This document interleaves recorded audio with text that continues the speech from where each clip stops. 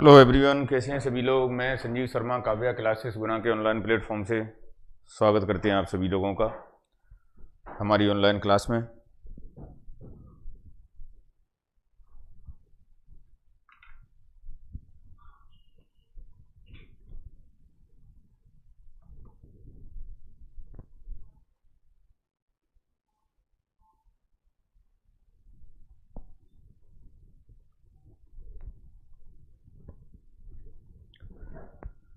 चलिए, जैसे कि आप जानते हैं मध्य प्रदेश महिला सुपरवाइजर की आपकी जो परीक्षा आने वाली है अभी आगामी सितंबर माह में, उसके लिए काव्या क्लासेस के प्लेटफॉर्म से आपका ऑफलाइन बैच प्रारंभ हुआ है और सभी विषय विशेषज्ञों के द्वारा ये बैच प्रारंभ किया गया है और बड़े अच्छे स्तर पर आपको एजुकेशन प्रदान की जा रही है। आप लोग ज्वाइन करके उसका लाभ उठा सकते हैं, जिसमें आपकी सभी सब्जेक्ट्स के जो एक्सपर्ट टीचर हैं, जैसे कि आपका जीके जीएस का पार्ट है, बाल विकास का पार्ट है, साइंस और मैथ का पार्ट है, मैनेजमेंट का पार्ट है, वो सभी लोग बड़े अच्छे लेवल पे आपको तैयारी कराई जा रही है। तो आप लोग चाहें तो हमसे जुड़ सकते हैं। जैसे कि आप लोगों को जानकारी है, आपके जो जीके जीएस का पार्ट है उसमें कुछ पार्ट आपने, जैसे कि हमने पहले भी इसमें कुछ क्लासें ली थी, कुछ पहले बात की थी आपसे, और उसमें एक था आपका महिला एवं बाल अधिकार, महिला एवं बाल अधिकार, उनका संरक्षण एवं अधिनियम। एक तो यह टॉपिक था, इसके बारे में हम कुछ बातें पहले कर चुके हैं। दूसरा एक और टॉपिक इसमें जो है वो आर्थिक नियोजन भी इससे संबंधित एक आपका टॉपिक है। एक आपकी विभिन्न योजनाओं के बारे में बात की गई है, विभिन्न योजनाएं, ये भी आपका एक टॉपिक है। एक यहीं पर आर्थिक नियोजन जैसे पंचवर्षीय योजनाओं के बारे में बात की गई है, और विभिन्न योजनाएं हैं तो वो राज्य सरकार के द्वारा, केंद्र सरकार के द्वारा संचालित की जा रही हैं। महिलाओं से संबंधित, बच्चों से संबंधित, स्वास्थ्य संबंधित योजनाएं हैं। जय हिंद कुमकुम। तो इस तरीके की जो योजना, ये सभी लोगों के लिए बड़ा महत्वपूर्ण टॉपिक है आपका। पीएससी वाले भी जुड़ सकते हैं, क्योंकि पीएससी वालों के लिए भी ये पंचायती राज व्यवस्था, मेरे जीएस का जो पार्ट है वो वर्ग 2 के लिए, पीएससी वालों के लिए, सभी के लिए है। तो महिला पर्यवेक्षक के जो ये पार्ट हैं वो उन लोगों के लिए भी, वो लोग चाहें तो जुड़ सकते हैं। विभिन्न योजनाएं जो आपके मध्य प्रदेश की पीएससी है, एसआई है, इन सभी के लिए भी महत्वपूर्ण है, और उसमें केंद्र और राज्य सरकार की योजनाओं के बारे में बात की जाएगी। एक और आपका जो टॉपिक है वो है पंचायती राज व्यवस्था। पंचायती राज व्यवस्था, हम आज इस पंचायती राज व्यवस्था के बारे में देखेंगे थोड़ा सा, कि पंचायती राज व्यवस्था की क्या स्थिति है आपके भारत में और मध्य प्रदेश में। तो हम पंचायती राज व्यवस्था के बारे में थोड़ा सा देखेंगे। कृष्णा, जय श्री कृष्णा। तो जुड़े सभी लोग, और ये आप सभी के लिए बड़ा महत्वपूर्ण है ये टॉपिक, पंचायती राज व्यवस्था किस तरीके से आपके भारत में और मध्य प्रदेश में। तो चलिए देखिए, जैसे कि यह टॉपिक का नाम है आपका पंचायती राज व्यवस्था। पंचायती राज व्यवस्था, हालांकि ये पंचायती राज व्यवस्था जो शब्द आया है, यह शब्द स्वतंत्रता के बाद आया है। इससे पहले, क्योंकि ये आवश्यक तो नहीं है कि पंचायती राज व्यवस्था का अस्तित्व ही स्वतंत्रता के पश्चात आया हो। पंचायती राज व्यवस्था का अस्तित्व हम प्राचीन काल से देखा जा सकता है। वैदिक काल से यदि हम बात करें तो तभी से इसका हम अस्तित्व देख सकते हैं। तो उस समय पर हम इसे जानते थे स्थानीय स्वशासन। स्थानीय स्वशासन, या इसी को आप लोकल गवर्नमेंट कह सकते हो, स्थानीय स्वशासन या लोकल गवर्नमेंट भी आप इसे कह सकते हो। सबसे पहले देखो, यहां पर पंचायती राज संस्थाओं को समझने के लिए आप इसका कॉन्सेप्ट समझें, तो वो कॉन्सेप्ट है कि स्थानीय स्वशासन क्या होता है। स्थानीय स्वशासन या स्थानीय शासन भी कह सकते हो आप, ये क्या होता है। और जहां स्थानीय स्वशासन की एक डेफिनेशन पे बात करेंगे, वही पंचायती राज व्यवस्था हो जाएगी।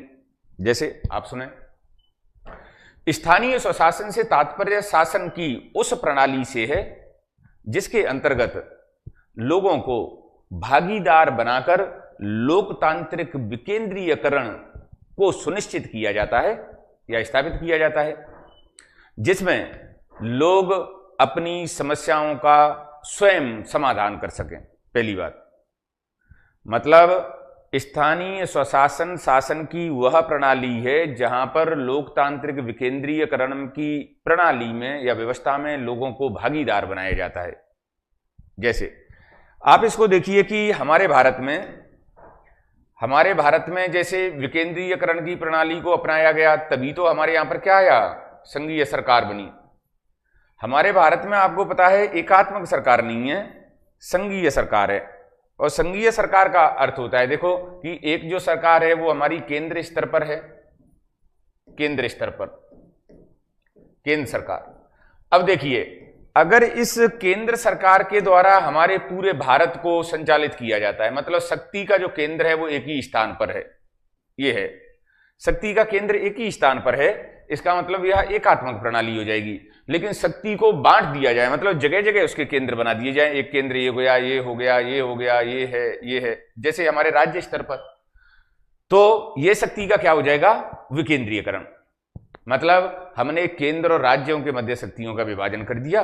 तो अभी तक हमारे संविधान में 1992 तक की बात करें तो हमारे संविधान में 2 स्तरों पर ही सरकार थी, एक केंद्र स्तर पर और दूसरी राज्य स्तर पर। लेकिन अभी देखिए, अब जैसे कि मैंने बात की कि स्थानीय स्वशासन से तात्पर्य शासन की वह प्रणाली है जिसमें लोगों को भागीदार बनाकर लोकतांत्रिक विकेंद्रीयकरण को सुनिश्चित किया जाए। मतलब जैसे यहां पर है ये राज्य स्तर है, तो यहां से भी शक्ति का क्या कर दिया जाए, यहां से भी विकेंद्रीयकरण कर दिया जाए। और वह विकेंद्रीयकरण किसमें हुआ, पंचायतों में, पंचायती राज संस्थाएं, पंचायती राज संस्थाएं।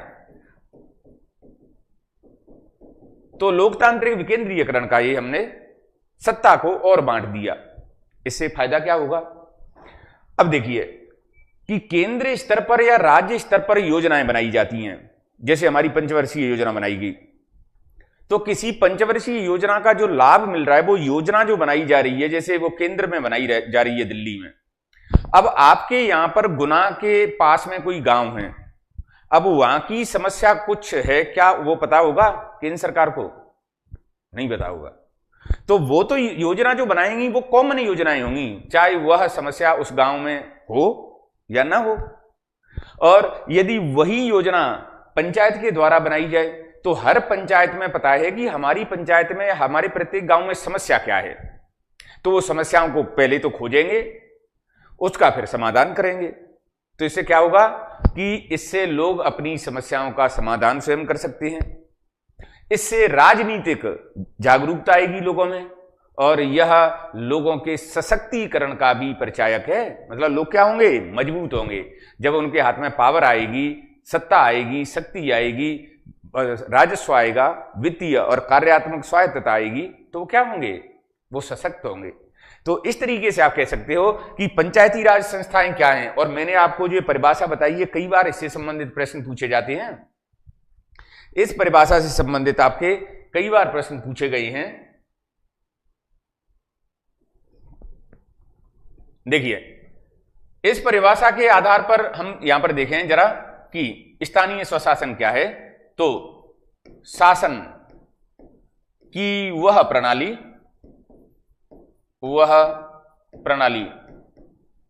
जिसमें लोगों को भागीदार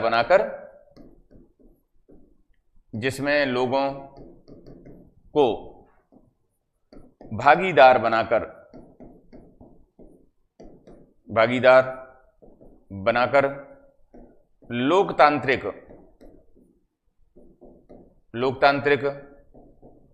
विकेंद्रीकरण,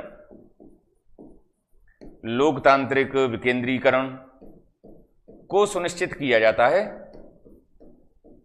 को सुनिश्चित किया जाता है, सुनिश्चित किया जाता है। अब इससे लाभ क्या होगा? देखो, पहला लाभ होगा कि इससे पहला जो लाभ है कि लोग अपनी समस्या को स्वयं हल करेंगे, स्वयं हल कर सकेंगे। एक तो इससे यह फायदा हुआ, और इससे क्या हुआ? राजनीतिक जागरूकता आएगी, राजनीतिक जागरूकता, राजनीतिक जागरूकता यह भी आएगी। और इससे क्या फायदा होगा? तो यह जनता के सशक्तिकरण का परिचायक है, सशक्तिकरण का परिचायक है। इससे क्या पता चलता है कि लोग जो है उनमें सशक्तिकरण आया। लोकतांत्रिक क्या होता है? लोकतंत्र, देखो, लोकतंत्र का मतलब होता है कि जहां जनता के द्वारा स्वयं शासन किया जाता है। नमस्कार संजीव जी। हाँ, इसमें आप लोग कुछ पीएससी के या महिला पर्यवेक्षक के अलावा जो भी आप लोग जुड़े हुए हैं, मैं आपको बताना चाहूंगा कि ये आपके वर्ग 2 के लिए, ये एमपी पीएससी के लिए, एसआई के लिए, यूपीएससी के लिए, सभी के लिए महत्वपूर्ण है। तो आप कई बार ये सोचते हैं कि भाई ये तो महिला पर्यवेक्षक की क्लास है, महिला पर्यवेक्षक की नहीं है। ये टॉपिक जो है आपके सभी के में है। महिला पर्यवेक्षक में जो जीके जीएस का पार्ट है वो सभी परीक्षाओं में आता है, एसआई हो, पटवारी हो, एमपी पीएससी हो, यूपीएससी हो, सब में आता है। ठीक है। तो लोकतंत्र का मतलब होता है, देखो, हमारे यहां पर स्वतंत्रता से पहले क्या था? राजतंत्र, मतलब जहां पर राजाओं के द्वारा शासन किया जाता था। और स्वतंत्रता के बाद हमारा संविधान लागू किया, तो अब क्या है? लोकतंत्र। लोकतंत्र मतलब जनता का शासन, जनता के द्वारा किया गया, जनता के लिए जो शासन है वही लोकतंत्र है। आपने देखा होगा अभी वर्तमान में हम वोट देते हैं कि नहीं देते? वोट देते हैं तो हम एमपी और एमएलए जो चुनते हैं उनको वो चुनते हैं, वो क्या है? वो हमारा प्रतिनिधि है। क्योंकि हमारे भारत की 140 करोड़ की जनसंख्या तो वहां दिल्ली में जाकर के शासन चला नहीं सकती। तो हमारी ओर से जो ये मंत्री हैं, प्रधानमंत्री हैं, राष्ट्रपति हैं, ये जो बने हुए हैं, कौन है? ये हमारे प्रतिनिधि हैं। ये दूसरी बात है कि ये चुनाव जीतने के बाद हमारे भाग्य विधाता बन जाते हैं, बाकी हमारे प्रतिनिधि हैं ये, जिसको चुन करके हमने भेजा है। जैसे मान के चलो कि कहीं कोई पंचायत हो रही हो, कोई काम हो रहा हो, तो हमारे घर का कोई आदमी जाता है कि नहीं वहां? या सारे ही घर के जाते हैं, पूरे मेंबर? 15 आदमी तो 15 ही जाएंगे, एक जाता है उस परिवार की ओर से। कहीं बड़ी हो रही हो तो गांव से एक जाता है। तो वो क्या है? वो जितने भी लोग हैं उनका प्रतिनिधि बन के जाता है। तो ये हमारे प्रतिनिधि हैं वहां बैठे हुए हैं जो। ठीक है। तो इसलिए क्या है कि लोकतंत्र का मतलब होता है जनता का शासन। गुड इवनिंग सभी लोगों को। ठीक है, तो अब तो समझ गए आप। चलिए, तो यह हमारा क्या हुआ? स्थानीय स्वशासन का अर्थ ये हुआ, अर्थात पंचायती राज संस्थाओं का अर्थ क्या हुआ? स्थानीय स्वशासन का मतलब है पंचायती राज व्यवस्थाएं, अपने द्वारा किया गया शासन। अब मान के चलो कि हमारे गांव में हमें तालाब की जरूरत पड़ गई। अब केंद्र के द्वारा वो तालाब थोड़ी पता है उसको, या हम उसके पास भेजेंगे कि साहब हमें तो तालाब बना देना, और हमारे क्या गर्मियों में पशुओं के लिए और आदमियों के लिए पीने की बड़ी समस्या है। तो हमने क्या है कि चिट्ठी लिखी साहब केंद्र सरकार को, तो पहले तो महीने 2 महीने में पहुंचना। अब मोदी साहब से हमारी फोन पे तो बात हो नहीं सकती कि मोदी साहब हमारे क्या है गांव में तालाब बनवा दो, पशु क्या प्यासे मर रहे हैं। चलो चिट्ठी पत्री भेजी कैसे भी, तो हो सकता है 4-6 महीने में तो वो चिट्ठी उनके हाथ पहुंचे, या किसी में समझ में आए तो वो पढ़ें कि ठीक है भाई उस गांव में तालाब बनाना है। अब 2-4 महीने में तो उनकी नजर में आया, 4-6 महीने और लग गए कि भाई देखो स्वीकृत करो, देखो तालाब वालाब की जरूरत है कि नहीं है। फिर उसके बाद पैसे वैसे दिए, पता चले कि जब तक क्या है तालाब की वहां से स्वीकृति आई तब तक हमारे जानवर ही सारे निकल लिए प्यासे। पंचायत में क्या होगा, ग्राम पंचायत इसको पता है कि हमारे पंचायत में इस चीज की जरूरत है, सड़क की जरूरत है, तालाब की जरूरत है, स्कूल की बच्चों के लिए प्राइमरी स्कूल की जरूरत है, तो वो तुरंत उस पर कार्यवाही करेंगे। तो इसलिए क्या है कि ये सुशासन का मतलब है कि यहां पर क्या है, लोकतांत्रिक विकेंद्रीकरण, मतलब जनता के पास शक्ति जो है वो नीचे जाती है ग्रामीण स्तर पर। गांधी जी ने एक बात कही थी कि जब तक ग्रामीण स्तर पर लोकतंत्र की स्थापना नहीं होगी, अर्थात जब तक ग्रामीण स्तर पर लोगों को सत्ता आप हस्तांतरित नहीं करेंगे, तब तक वो सही रूप में लोकतंत्र की स्थापना नहीं होगी। और पंचायती राज संस्थाओं की स्थापना का जो सबसे ज्यादा महत्व था वो महात्मा गांधी के लिए ही था, और उन्होंने इसकी बड़ी वकालत की थी कि भारत में लोकतंत्र की स्थापना के लिए पंचायती राज संस्थाओं की स्थापना की जाए। हाँ बिल्कुल ठीक कह रहे हैं आप। चलिए नेक्स्ट और बात करते हैं।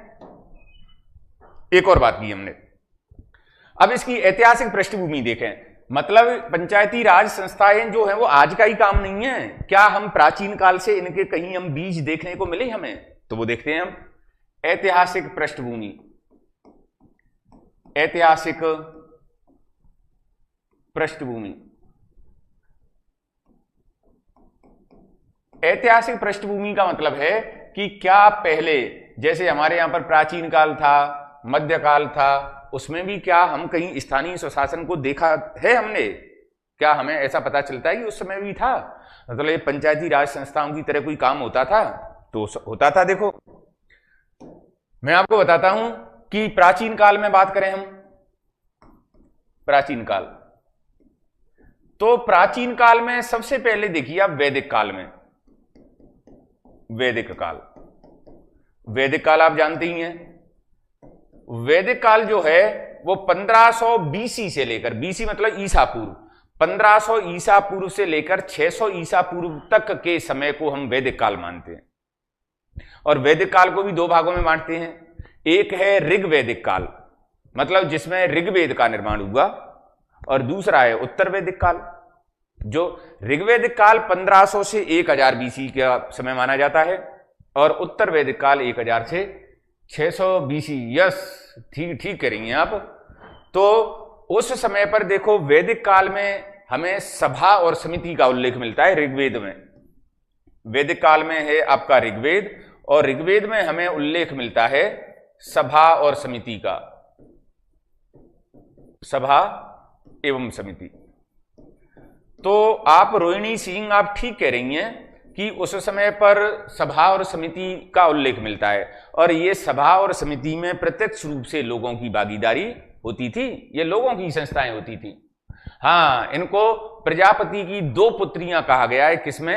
अथर्ववेद में। अथर्ववेद में इनको प्रजापति की 2 पुत्रियां, प्रजापति की 2 पुत्रियां कहा गया है। ठीक है। तो ये सभा और जो समिति हैं, जैसे हमारी आपको पता है ग्राम सभा, अभी वर्तमान में आप सभी लोग ग्रामीण क्षेत्र से संबंधित होंगे या नहीं होंगे तो आप जानते होंगे कि ग्राम पंचायत जो होती है वहां पर एक ग्राम सभा होती है। और ग्राम सभा क्या होती है? वह ग्राम पंचायत में सभी लोगों की सभा है जिनके मतदाता सूची में नाम होते हैं। मतलब 18 वर्ष से ऊपर के जितने भी जो ग्राम पंचायत में लोग हैं, महिला और पुरुष, वो सभी उसके सदस्य होते हैं। तो ऐसे ही ये सभा और समितियां थी। तो ये हमने किसमें देखा? वैदिक काल में। इसका मतलब है कि वैदिक काल में भी स्थानीय स्वशासन था, मतलब पंचायती राज संस्थाएं थी। नाम पंचायती राज संस्था नहीं था, लेकिन वो क्या था? सभा और समिति। मौर्य काल में देख लो, तो मौर्य काल में देखो हमें जो देखने को मिलता है वो आपको पता होगा कि चंद्रगुप्त मौर्य के शासन में एक यूनानी राजदूत आया था, मेगस्थनीज। चंद्रगुप्त के शासन काल में उसके दरबार में एक यूनानी राजदूत था, ग्रीक राजदूत, जिसका नाम था मेगस्थनीज। मेगस्थनीज, इस मेगस्थनीज ने एक पुस्तक लिखी, इसने एक पुस्तक लिखी और उसका नाम था इंडिका। इसका मेगस्थनीज ग्रंथ है, या पुस्तक कह सकते हो, ये ग्रंथ है, ये इसकी रचना थी। इसमें इसने बताया कि पाटलिपुत्र का जो प्रशासन है, पाटलिपुत्र का जो प्रशासन है वह 6 समितियों के द्वारा प्रशासित किया जाता था। मतलब इसमें इसने कहा कि पाटली पुत्र का नगर प्रशासन 6 समितियों द्वारा किया जाता था। 6 समितियों द्वारा किया जाता था। और प्रत्येक समिति, ये जो समिति है आपकी, प्रत्येक समिति में 5 सदस्य होते थे। 5 सदस्य होते थे प्रत्येक समिति में। इसका मतलब वो सदस्य कौन है? वो आम जनता से चुनते थे वो। और वो आम जनता से जो 5 सदस्य आते, ये विभिन्न कार्यों के लिए अलग अलग समितियां थी। तो ये हमें यहां भी देखने को मिला स्थानीय स्वशासन। यहां पर भी हमें पता चला कि भाई उस समय पर भी स्थानीय स्वशासन था। तो ये हमारी बात हुई प्राचीन काल की। अब हम बात करते हैं आपकी मध्यकाल की, कि क्या मध्यकाल में क्या स्थिति थी। मध्यकाल की बात करते हैं। देखिए कि मध्यकाल में क्या स्थिति रही। तो मध्यकाल में हमने देखा कि इसमें सबसे महत्वपूर्ण, अब देखो, मुगल काल, जिसने हमारे भारत की आर्थिक, राजनीतिक, सामाजिक स्थिति को सबसे जो प्रभावित किया था मध्यकाल में, वो था आपका मुगल काल। हालांकि सल्तनत काल भी था, लेकिन सल्तनत काल में इतना ज्यादा प्रभावित नहीं हुआ था। सबसे ज्यादा जो प्रभाव राजनीतिक, आर्थिक, सामाजिक स्थिति पर हमें देखने को मिला, वह था मुगल काल में। तो मुगल काल में बात करें तो देखो, मुगल काल में जो ग्रामीण स्तर होता था, वहां पर राजस्व की वसूली के लिए और प्रशासनिक कार्य करने के लिए कुछ अधिकारी होते थे, और उनको कहा जाता था खुत, चौधरी और मुकद्दम। यह अधिकारी होते थे। अधिकारी क्या होते थे? यह ग्रामीण जनता में से ही चुन लिए जाते। बस ये था कि उस समय वोट वगैरह नहीं पड़ते थे, ये प्रशासन के द्वारा, मतलब राजा महाराजाओं का जो प्रशासन होता था उनके द्वारा ही चुन लिए जाते थे। और ये ग्रामीण स्तर पर जैसे राजस्व की वसूली है या कोई विकास कार्य करना है, तो सारा काम कौन करते थे? खुद चौधरी और मुकद्दम। जैसे आज भी होते हैं कि नहीं, हमारे पंचायती राज संस्थाओं में जो होते हैं आपके सरपंच होते हैं, उसके बाद प्रधान वगैरह होते हैं आपके, जो परगना पंचायत है, ऐसे ही जिला पंचायत पर वो जिलाध्यक्ष होता है आपका। तो ये सारे जो है इस तरीके से ये कौन होते थे? खुद चौधरी मुकद्दम होते थे। मध्यकाल में स्थानीय स्वशासन की या पंचायती राज व्यवस्था का सबसे अच्छा उदाहरण जो हमें देखने को मिला, वह विजयनगर साम्राज्य। आपने सुना होगा विजयनगर साम्राज्य के बारे में, आप जानते होंगे, हरिहर बुक्का, राजा कृष्णदेव राय और भी ढेर सारे हुए। तेनाली रामा को आप जानते होंगे, वो वहीं से संबंधित था। तो विजयनगर साम्राज्य दक्षिण भारत में था। एक चोल साम्राज्य के बारे में सुना होगा आपने। तो विजयनगर साम्राज्य और चोल साम्राज्य की आयंगर व्यवस्था मध्यकालीन भारत में पंचायती राज संस्थाओं का या स्थानीय स्वशासन का सबसे बेस्ट एग्जाम्पल माना जाता है। और कई बार प्रश्न पूछा गया है पीएससी में, वर्ग 2 में, महिला पर्यवेक्षक में, सभी में प्रश्न पूछे जाते हैं कि मध्यकालीन भारत में स्थानीय स्वशासन या पंचायती राज व्यवस्था का सबसे अच्छा या मॉडल, आदर्श उदाहरण कौन सा देखने को मिला। तो वह था विजयनगर एवं चोल साम्राज्य की आयंगर व्यवस्था। गुड इवनिंग सभी लोगों को, नमस्कार। आपके जितने भी मिलने जुलने वाले लोग हैं, ये सभी में आपके काम आती है। प्रियंका जी, आपके एमपीपीएससी से संबंधित भी टॉपिक है ये, और आपके सभी में आती है ये। एमपीपीएससी में, एसआई में, वर्ग 1 में, वर्ग 2 में, यूपीएससी में, एमपीएसआई में, पटवारी में, और आप जो परीक्षाएं जानते हो उन सभी में आती है। जहां भी जनरल स्टडीज का पार्ट आता है, मतलब जीके जीएस आती है, वहां पर ये टॉपिक आता है आपका पंचायती राज व्यवस्था। तो ये खुद चौधरी मुकद्दम, ये हमें देखने को मिले, ठीक है। और यहीं पर आप नोट कर लें, मध्यकाल में स्थानीय स्वशासन का आदर्श उदाहरण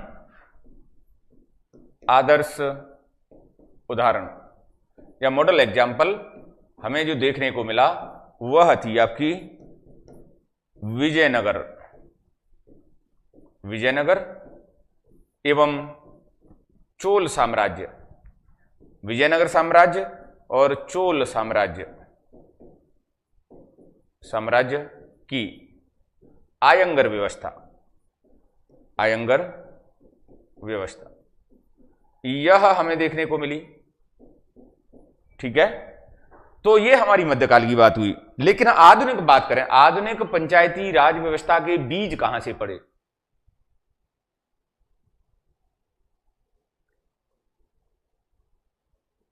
इसमें क्या है, जैसे आपको पता है कि हमारी पंचायती राज व्यवस्थाओं में जैसे हमारे सदस्य होते हैं और सरपंच होते हैं, ऐसे ही वहां पर होते थे।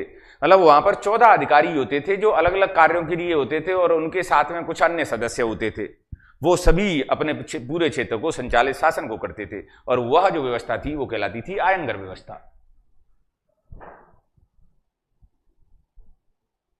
बिल्कुल ठीक कह रहे हैं आप।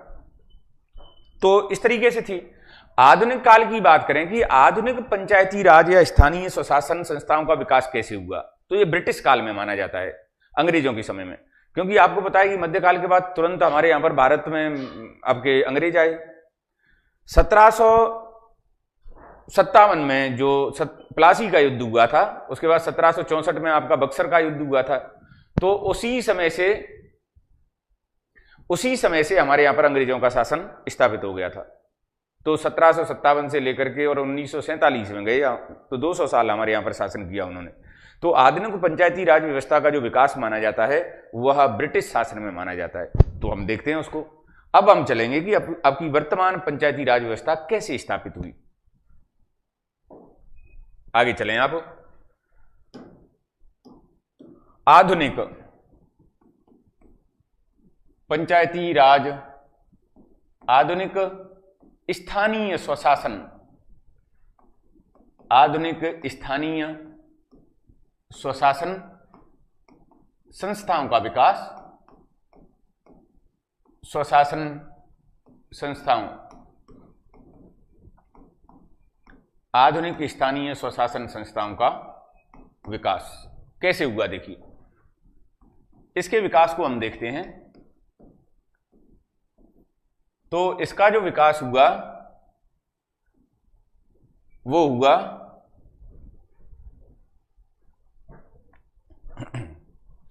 आपको पता होगा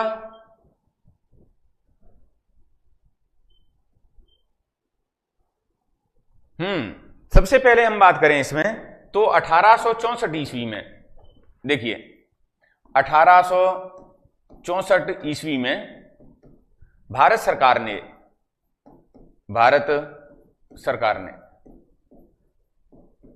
ये अंग्रेजों के समय की बात है। अब आप सोच रहे होंगे कि ये भारत सरकार कहां से आ गई। तो आपको पता है कि 1857 की क्रांति के पश्चात हमारे यहां पर 1858 का एक अधिनियम आया था, अंग्रेजों के समय में एक कानून आया था जिसके द्वारा ब्रिटिश ईस्ट इंडिया कंपनी को समाप्त कर दिया गया था और 1858 में हमारे यहां पर ब्रिटिश ताज के अधीन शासन हो गया था। तो हमारे यहां पर भारत का सचिव बनाया गया था, एक भारत का राज्य सचिव और उसकी परिषद बनाई गई थी। इनको सम्मिलित रूप से कहा जाता था भारत की गृह सरकार। तो वो उसकी हम बात कर रहे हैं। तो 1864 ईस्वी में भारत सरकार ने, अब ब्रिटिश सरकार भी कह सकते हो, भारत सरकार ने स्थानीय संस्थाओं को मान्यता प्रदान की, संस्थाओं को मान्यता प्रदान की। तो पहला काम यह हुआ। उसके बाद 1870 ईस्वी में हमारे भारत का वायसराय था। अब इस समय देखो भारत का वायसराय कौन था? भारत का वायसराय यह था साहब आपका लॉर्ड मेयो।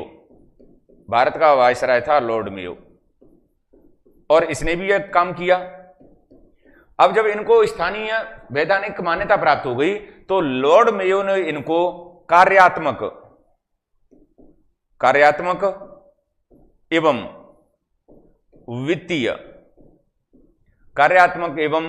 वित्तीय स्वायत्तता प्रदान की, वित्तीय स्वायत्तता प्रदान की। इसका मतलब आप शायद नहीं समझ रहे होंगे। कार्यात्मक और वित्तीय स्वायत्तता का मतलब है कि ये अपने क्षेत्र में अपनी समस्याओं का समाधान करने के लिए अपनी मर्जी से कार्य कर सकते हैं, और कर वगैरह लगा करके मिलों ठेलों में या किसी भी तरीके से हाट वगैरह होती हैं, इनमें कर लगा करके ये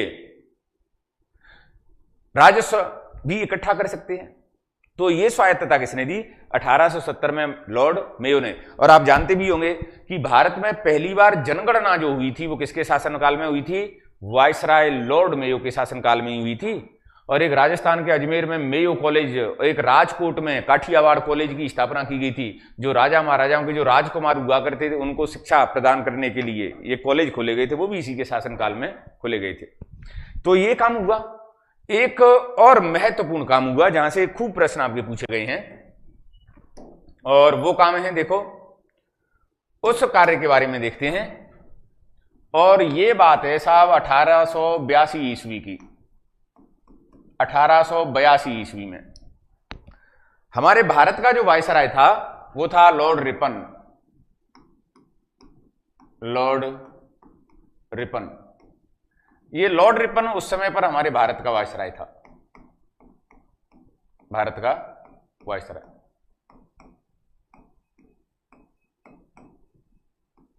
देखो ये इतना बढ़िया आदमी था ये लॉर्ड रिपन, कि इसने हमारे भारतीयों के लिए बहुत दयालु आदमी था। तो कार्य किए, जैसे बहुत सारे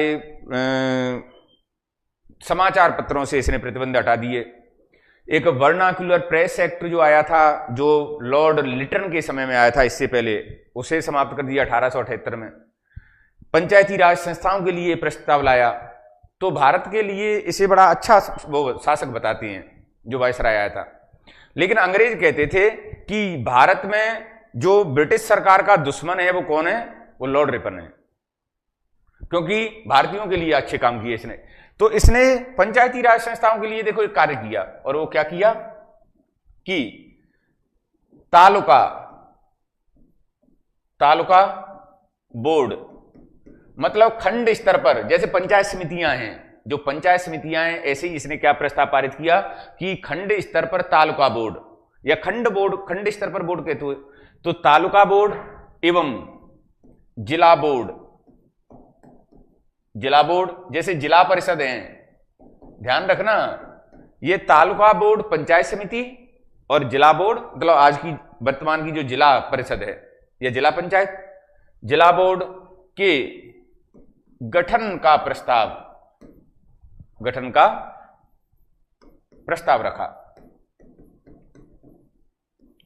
रखा। और यह जो प्रस्ताव है, देखो इस प्रस्ताव को भारत में स्थानीय स्वशासन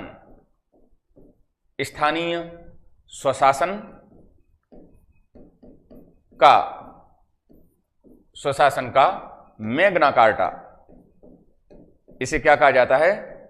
स्थानीय स्वशासन का मैग्ना कार्टा कहा जाता है। मैग्ना कार्टा का मतलब होता है कि बहुत ही महत्वपूर्ण दस्तावेज जिसने कि एक आमूलचूल परिवर्तन किया स्थानीय स्वशासन व्यवस्था में।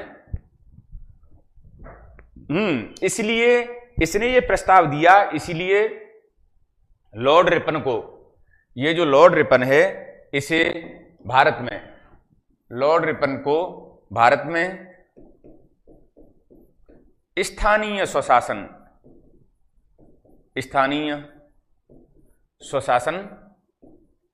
का जनक कहा जाता है। स्वशासन का जनक कहा जाता है, इसे स्थानीय स्वशासन का जनक कहा जाता है। ठीक है, तो ये इससे संबंधित बात थी। यहां से हमारी महत्वपूर्ण रूप से पंचायती राज व्यवस्थाओं का शुभारंभ हुआ। आगे चलें, आगे और एक काम हुआ। उसके बाद 1907 ईस्वी में, ये 1907 ईस्वी की बात है, 1907 ईस्वी में राजकीय या शाही, आप लिखें इसको शाही मतलब इंपीरियल, शाही विकेंद्रीकरण आयोग, विकेंद्रीकरण आयोग बनाया गया। यह आयोग क्या था? इस आयोग का काम था कि पंचायती राज संस्थाएं जो हैं उनकी स्थिति कैसी है और यदि गड़बड़ है तो इनमें सुधार कैसे किए जाए। इसके लिए एक समिति बनाई गई या एक आयोग बनाया गया, उसका नाम क्या था? शाही विकेंद्रीकरण आयोग। और इसके जो अध्यक्ष थे, अध्यक्ष वो थे CEH हॉब हाउस, ये इसके अध्यक्ष थे, ये इसके अध्यक्ष थे। और इस समिति ने भी क्या सिफारिश की कि स्थानीय स्वशासन संस्थाओं को और अधिक कार्यात्मक और वित्तीय स्वायत्तता प्रदान की जाए, जिससे ये और अधिक मजबूत बन सके। इसके द्वारा ये सिफारिश की गई। 1915 में आपको पता होगा हमारे भारत का जो वायसराय था वो था लॉर्ड हार्डिंग। लॉर्ड हार्डिंग ने भी इन संस्थाओं की स्थापना के लिए एक प्रस्ताव तैयार किया था। तो यहां तक जो कार्य हुआ वो ब्रिटिश शासन। लेकिन इसके बाद एक काम और हुआ, एक काम हुआ आपको पता होगा, हमारे यहां पर भारत शासन अधिनियम आया। भारत शासन अधिनियम 1919। जैसे अभी आपने देखा होगा स्थानीय स्वशासन हमारी किस सूची का विषय है? केंद्र सूची का विषय है, राज्य सूची का विषय है या समवर्ती सूची का विषय? मैं आपके लिए एक प्रश्न छोड़ता हूं, आप जितने भी लोग जुड़े हुए हैं आपके लिए मैं एक प्रश्न देता हूं कि स्थानीय स्वशासन या पंचायती राज संस्थाएं, स्थानीय स्वशासन संस्थाएं या पंचायती राज संस्थाएं वर्तमान में संविधान के तहत संविधान की किस अनुसूची के अंतर्गत आते हैं, किस सूची के अंतर्गत आते हैं? संघ सूची, राज्य सूची या समवर्ती सूची? तो आप आंसर दें। भारत शासन अधिनियम 1919 या इसे ही कहा जाता है मॉन्टेग्यू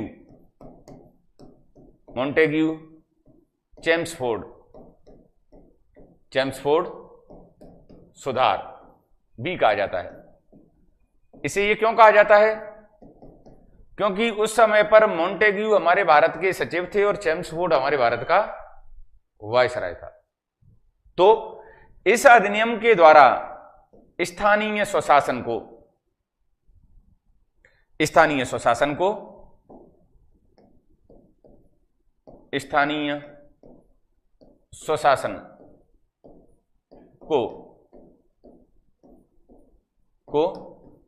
राज्य सूची के अंतर्गत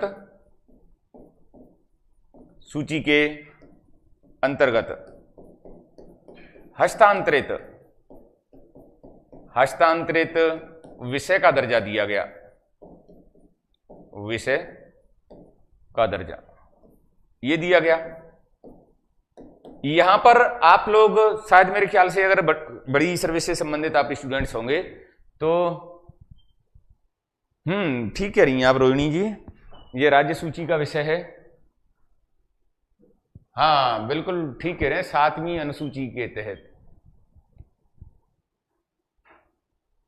ठीक है, चलिए तो हम क्या बात कर रहे थे? आपने यदि भारत शासन अधिनियम 1919 पढ़ा हो तो वहां पर जो राज्य की अंतर्गत जो विषय होती थी उनको 2 भागों में बांटा जाता था, एक आरक्षित विषय और दूसरा जो है वो है हस्तांतरित विषय। तो इसके तहत इसे किसका दर्जा दिया गया? हस्तांतरित विषय का। एक और यहां पर पॉइंट आप देखें और वह है, देखिए कि एक और अधिनियम आया, भारत शासन अधिनियम 1935 और इसके तहत इसे पूर्णतः राज्य सूची का विषय बनाया गया। पूर्णतः इसे राज्य सूची का विषय बनाया गया और तब से लेकर के अभी तक ये राज्य सूची का ही विषय है। ठीक है, तो ये बात हुई हमारी इससे संबंधित। अब बात आती है साहब हमारी संविधान सभा की। तो आपको पता है कि 1946 में कैबिनेट मिशन योजना के तहत संविधान सभा का गठन किया गया 9 दिसंबर 1946 को। संविधान सभा में अब संविधान बन रहा था, तो स्थानीय स्वशासन भी तो संविधान का ही विषय था, तो इस पर भी चर्चा हुई, विचार विमर्श हुआ। देखो इसको ध्यान से सुनना, इस पर विचार विमर्श हुआ, वार्तालाप हुआ। तो गांधी जी ने इसकी वकालत की। गांधी जी, सरदार वल्लभ भाई पटेल, राजेंद्र प्रसाद, इनमें सबसे महत्वपूर्ण थे गांधी जी, और उनके पीछे थे फिर वल्लभ भाई पटेल हैं, राजेंद्र प्रसाद हैं, ये भी उनके साथ थे। इन सभी ने वकालत की कि पंचायती राज संस्थाओं को भी संविधान में एक स्तर के रूप में शामिल किया जाए। मतलब उस समय अगर पंचायती गांधी जी की बात मानी जाती तो उस समय पर हमारी द्विस्तरीय सरकार व्यवस्था नहीं, शासन व्यवस्था नहीं होती, उस समय हमारी त्रिस्तरीय शासन व्यवस्था होती। मतलब एक केंद्र स्तर पर सरकार, दूसरी राज्य स्तर पर सरकार, और तीसरी निम्न स्तर पर सरकार, स्थानीय सरकार जिसको कहते हैं। लेकिन ये तो इसके समर्थक थे, लेकिन कुछ थे जैसे जेबी कृपलानी हैं, डॉक्टर BR अम्बेडकर हैं, ये इसके विरोधी भी थे। विरोधी क्यों थे? डॉक्टर BR अम्बेडकर ने कहा कि यदि इन पंचायती राज संस्थाओं को एक सरकार के स्तर के रूप में स्थापित किया जाए, अर्थात इनको भी संवैधानिक दर्जा दिया जाए, संविधान में सम्मिलित कर लिया जाए, तो इससे क्या होगा? इससे सामंतवादी, पुरुषवादी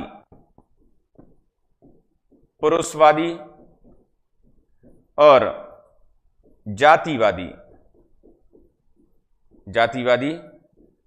व्यवस्था की स्थापना होगी। मतलब पंचायती राज व्यवस्था क्या होगी? सामंतवादी होगी, पुरुषवादी होगी, जातिवादी होगी। कैसे? इन तीनों पॉइंटों को समझो आप। आपको पता है कि हमारी स्वतंत्रता से पहले बोलबाला किसका था? पैसे वाले लोगों का।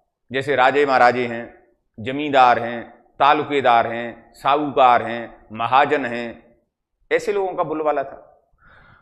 अब मान के चलो कि चुनाव होते हैं, तो चुनावों में क्या आम आदमी सरपंच बनेगा, आम आदमी प्रधान बनेगा, या आम आदमी जिलाध्यक्ष बनेगा? जैसे आज मान के चलो खड़े हो जाए, हालांकि आज भी पैसे वाले बनते हैं, लेकिन फिर भी आज स्थिति ठीक है। लेकिन उस समय होता तो क्या होता? उस समय वही लोग बनते, जमींदार हैं, तालुकेदार हैं, छोटे मोटे राजे महाराजे हैं, यही बनते सारे। और आपने देखा भी होगा, बने भी थे। हमारे पहले राजनीतिक प्रणाली में, यहाँ की तो छोड़ो, केंद्र स्तर पर देखो आप, केंद्र स्तर पर कितने थे, आज भी हैं। आज भी आपने देखा नहीं, राजा साहब खड़े हो गए, साहब राज चले गए, सब कुछ चला गया, लेकिन आज भी राजा साहब तो जिंदा हैं। राजा साहब के खड़े होते ही जनता बिना कुछ सोचे समझे वोट देती है। तो वो उस समय पर वो व्यवस्था कैसी होती? सामंतवादी होती। मतलब पहले तो इन्होंने राजे महाराजे, जमींदार, साहूकार बनकर के शासन किया, अब कैसे करेंगे? अब ये राजनीति के माध्यम से शासन करेंगे। तो अम्बेडकर ने साहब ने कहा कि ये व्यवस्था ठीक नहीं है, पुरुषवादी व्यवस्था की स्थापना होगी। कैसे? जैसे आपने देखा, अगर उस समय पर हमारे संविधान में पंचायती राज व्यवस्था आती, तो क्या आपको लगता है कि महिलाएं सरपंच बनती? क्या महिलाएं जिलाध्यक्ष बनती? महिलाएं मेयर या महापौर बनती? नहीं बनती। क्यों नहीं बनती? क्योंकि उनके पास कुछ अधिकार ही नहीं थे। न तो पढ़ने लिखने का अधिकार था, न संपत्ति का अधिकार था, बस खाली वोट देने का अधिकार था। क्यों? क्योंकि वो लोगों को चुनने का काम कर रही हैं, अपने लिए कुछ नहीं कर रही हैं। न महिलाओं को घर से बाहर निकलने का अधिकार था, पर्दा प्रथा थी, बाल विवाह थी, सती प्रथा थी, ढेर सारी समस्याएं थी। तो क्या महिलाएं सरपंच बनती? नहीं बनती। तो इससे कैसी व्यवस्था बनती? पुरुषवादी। आपको इसका एक उदाहरण भी मैं बताना चाहूंगा। तो जैसे कि उस समय पर हमारा जो प्रथम निर्वाचन आयोग बना था, सुकुमार सेन उसके प्रथम हमारे भारत के निर्वाचन आयोग थे।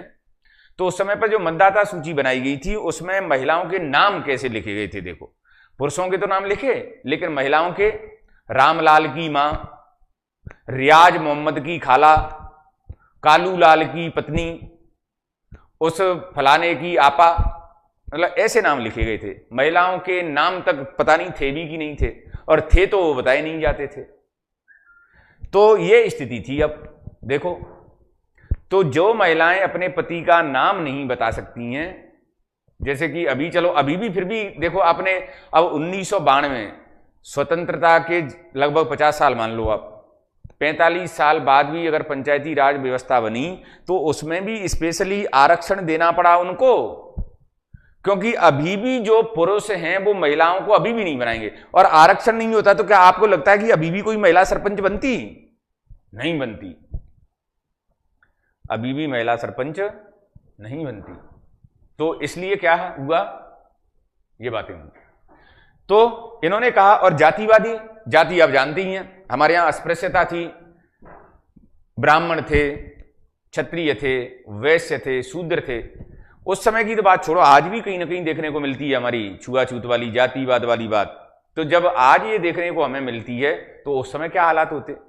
चलो आज भी हमें इनकी स्थिति सुधारने के लिए SC ST का आरक्षण करना पड़ा कि नहीं करना पड़ा? तो इसलिए ये व्यवस्था कैसी होती? जातिवाद की होती।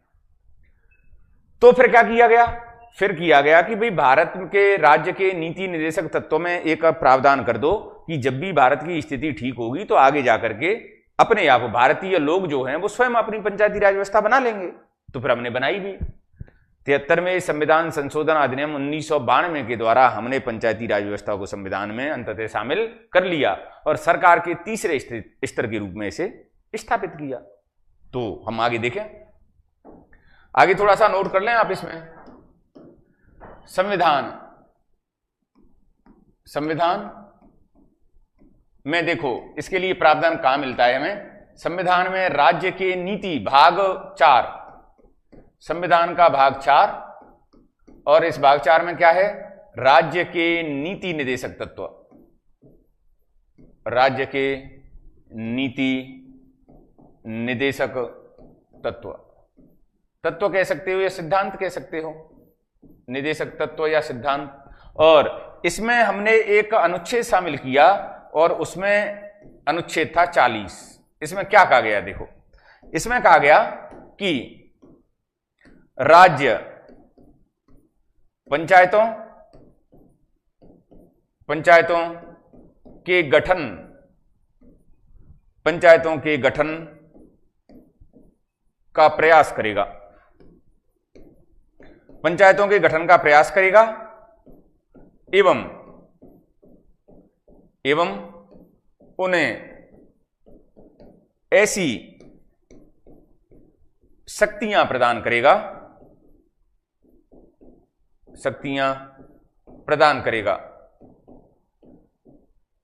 करेगा जिससे वे स्थानीय शासन की इकाइयों के रूप में स्थापित हो सके, यह बात कही इन्होंने। ठीक है,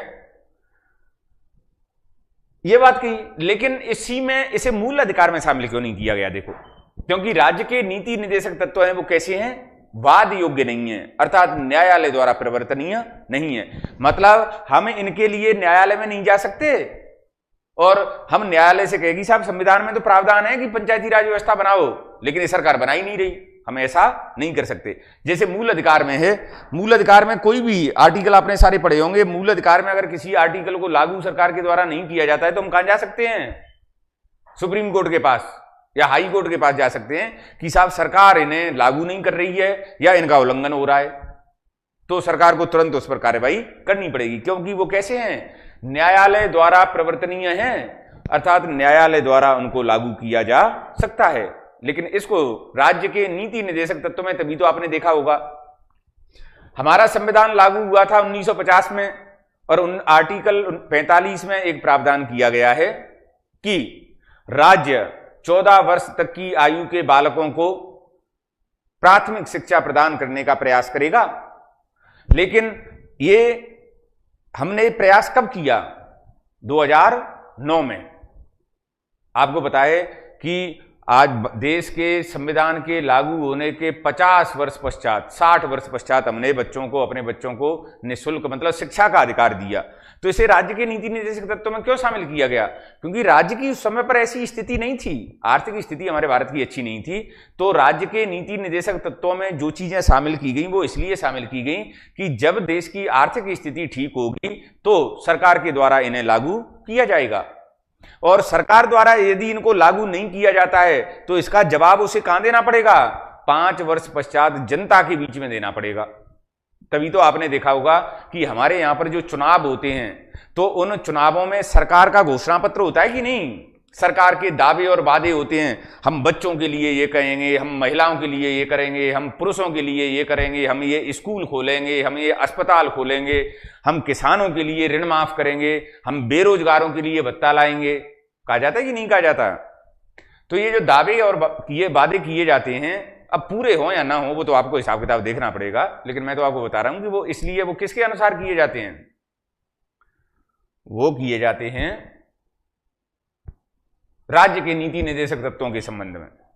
ठीक है, तो हमने फिर शिक्षा के अधिकार को 86वें संविधान संशोधन 2002 के द्वारा इसे मूल अधिकार बनाया और आरटी एक्ट 2009 में पारित हुआ, जो 1 अप्रैल 2010 से लागू हुआ।